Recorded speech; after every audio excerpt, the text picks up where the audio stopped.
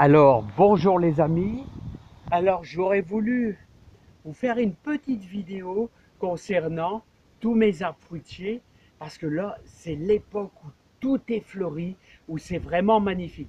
N'oubliez pas, au mois de mars, je vous avais dit, si vous voulez apporter un petit peu d'engrais naturel à base de cornes, de plumes, de choses comme ça, euh, d'éléments organiques, n'oubliez pas que c'est toujours à l'aplomb des dernières branches, hein, avec un pied de biche, voilà, et à 20 cm du sol, et là on met notre engrais, hein, voilà. Alors je voulais vous présenter le Napoléon, cerisier Napoléon, une des meilleures cerises qui arrive fin juin, début juillet. Allez, début juillet, c'est l'apothéose, une cerise rouge et jaunâtre, très très sucrée. Allez, on va aller voir les autres aussi. En pause, merveilleux. Alors ici, c'est un petit Napoléon que j'ai greffé il y a peut-être 4 ans. Vous voyez qu'il y a quand même un petit peu de mal à pousser parce il a des confrères à côté. Il a un gros rosier, hein, il y a de nombreux arbustes. Quand vous avez énormément d'arbustes, forcément, la terre est un peu plus fatiguée. Il a du mal à pousser. C'est également un Napoléon, hein. Voilà, que j'ai greffé il y a quelques années. Alors, si je peux vous conseiller un poirier. Alors, vous voyez ce poirier, c'est un doyen de comice. Un doyen de comice. C'est un des poiriers qui vous fait des grosses poires énormément sucrées. Je vous le conseille vraiment avec la conférence doyenne de comice. Voilà. Et à côté, vous allez peut-être le voir, c'est un cerisier que j'ai greffé vraiment quand je suis arrivé ici. Vous voyez, quand je suis arrivé ici, je l'ai greffé. Oh, il a 10 ans. Il a mis longtemps à pousser. Longtemps, longtemps, longtemps. Ah, c'est un bigarreau noir. C'est une petite bigarreau, tout simplement. Je ne peux pas vous donner plus de renseignements. Voilà, c'est un bigarreau à l'époque. Voilà, je l'ai greffé il y a au moins une dizaine d'années, hein.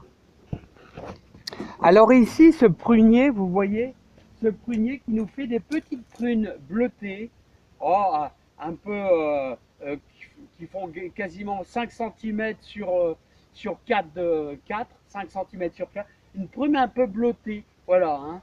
Bon, et cette année, il est assez fleuri, ça va. Et vous avez bien sûr tous mes groseilliers là qui commencent à être envahis, l'ombre. Vous voyez les groseilliers ici, groseilliers et cassissiers qui se trouvent juste ici, hein.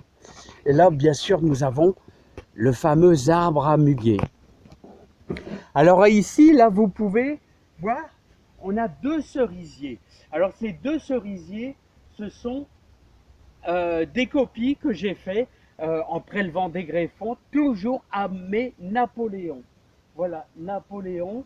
Voilà, donc on a 2 copies de Napoléon. Celui-là a mis très longtemps à pousser. Celui-ci pousse quand même beaucoup mieux. Alors, la souche, je vais vous dire. De où proviennent tous ces cerisiers?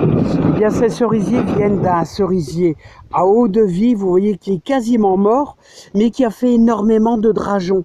Et ces drageons, là, vous voyez un ici, là, et là, et le drageon fait encore un petit peu de...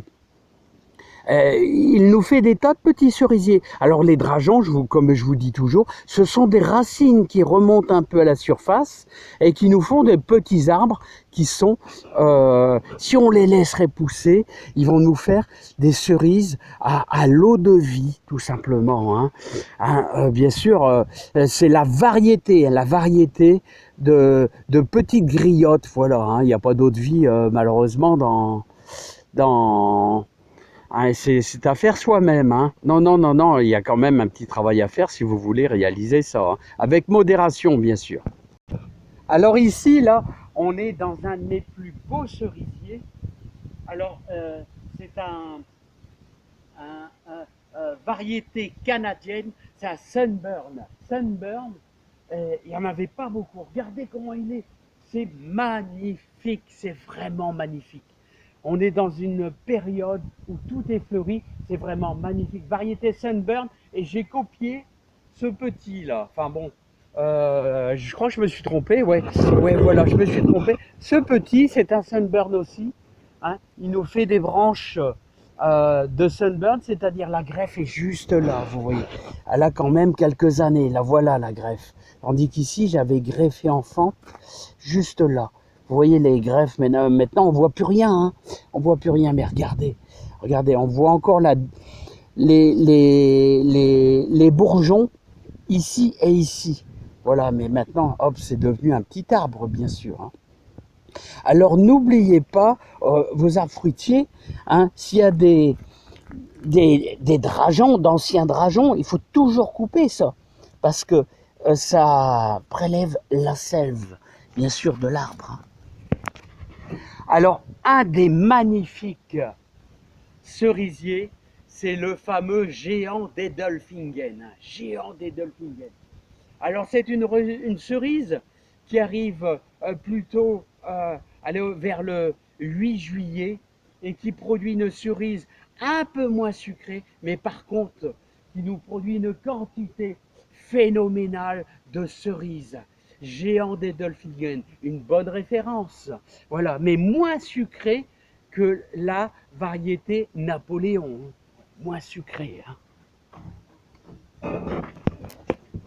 Alors voilà les amis, là on a un des tout premiers arbres que j'ai greffé il y a peut-être 14 ans, 14 ans, peut-être 14 ans. Et c'est un reine Claude verte, variété ancienne reine Claude verte. Ça nous fait des prunes qui nous font 5 cm sur 5, assez arrondies, quoi, c'est assez 5 sur 5, ouais, bon, c'est le diamètre. Une prune jaunâtre qui se rapproche du vert et très sucrée. C'est une variété ancienne, très très délicieux. J'ai eu les greffons à un ami là, jardinier là. Et merci Arthur. Il s'appelle Arthur. Il a plus de 80 ans ce monsieur.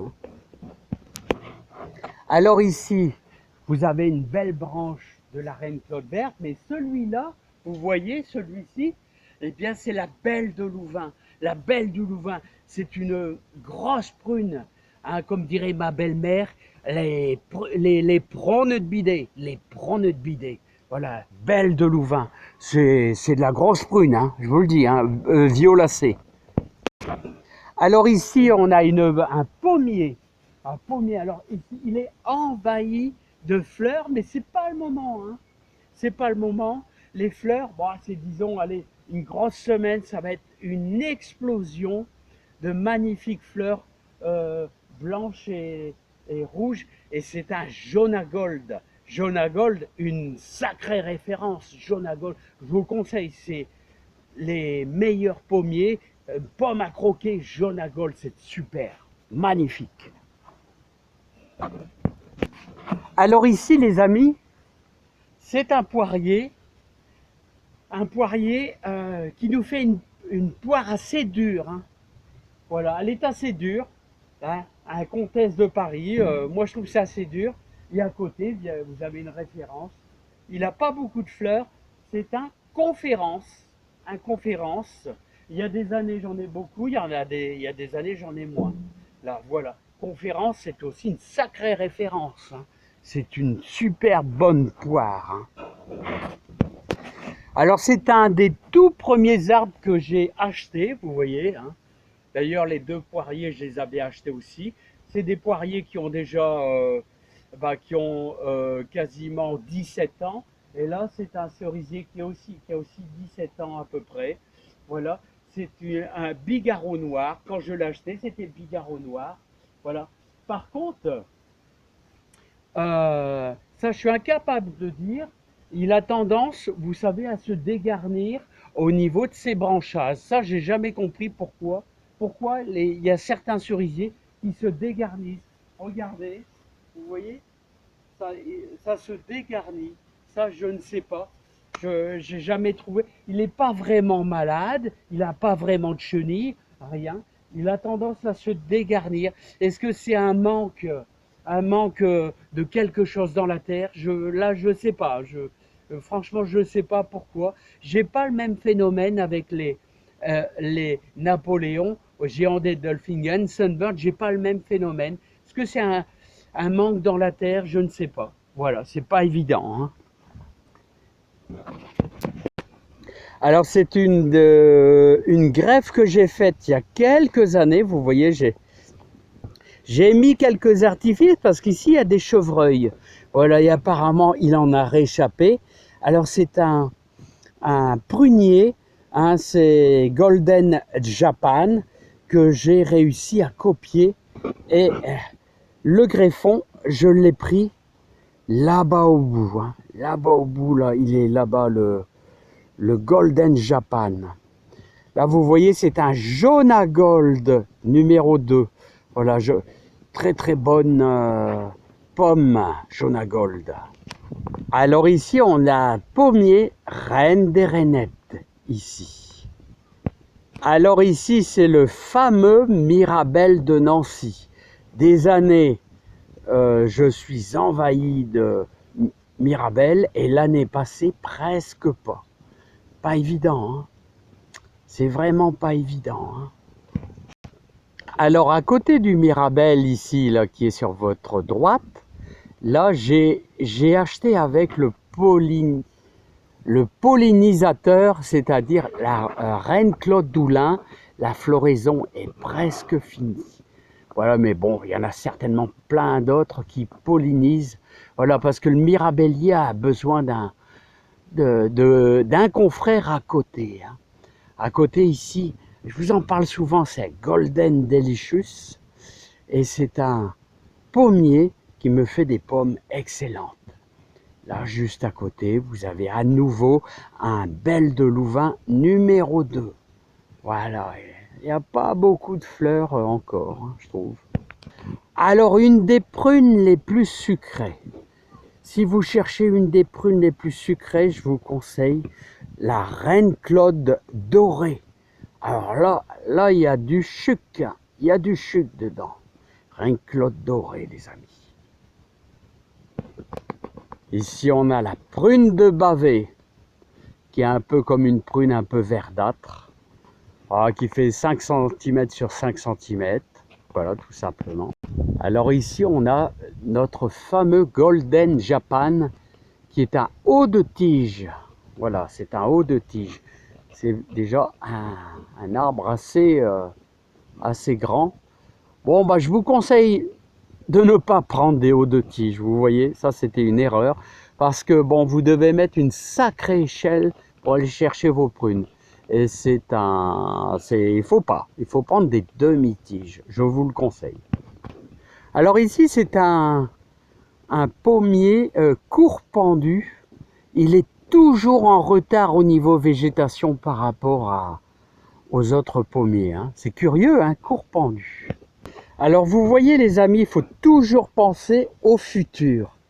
Et là j'ai récupéré il y a quelques semaines un drageon, autrement dit une racine sortie de terre d'un cerisier griotte qui vient d'ici, hein, de la maison.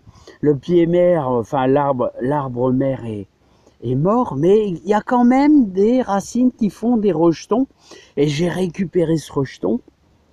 Voilà, et s'il va grandir, s'il grandit, si tout se passe bien, on va pouvoir ainsi manger quelques griottes d'ici 3 ans. Ah ouais, toujours penser à côté. Bien sûr, on a des boutures de groseilliers et cassissiers. Alors vous faites ça. Ça, c'est du cassis, hein. Vous mettez ça à votre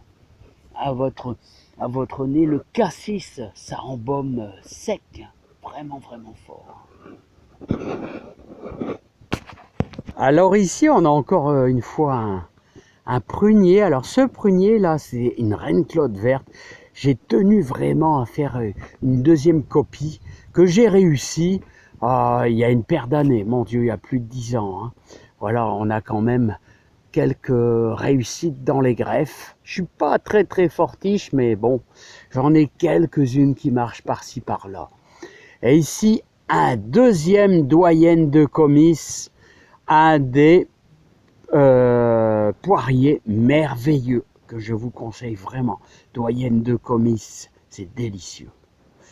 Voilà.